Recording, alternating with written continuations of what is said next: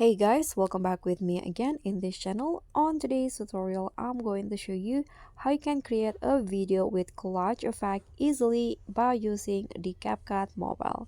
So if you want to have that trending collage effect, you don't need to use or to edit it by scratch. You can just use a CapCut template.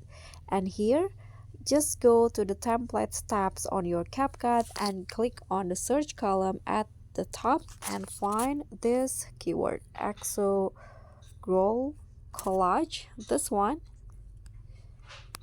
Okay, then just select this template to use. Okay, you can see now this is the collage result. You can also find the other templates that you like. You can just choose the one that you want. I'm going to just use the first one, and you need to prepare 11 photos. Just click on the use template and select the photos. Okay, so after you select the photos, you can just click on next and wait for the effects to load and wait for the preview result.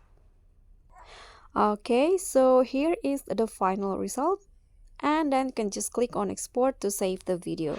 That's all from me. Thank you so much for watching. Don't forget to like, comment, and subscribe. Also click on the thanks. Bye.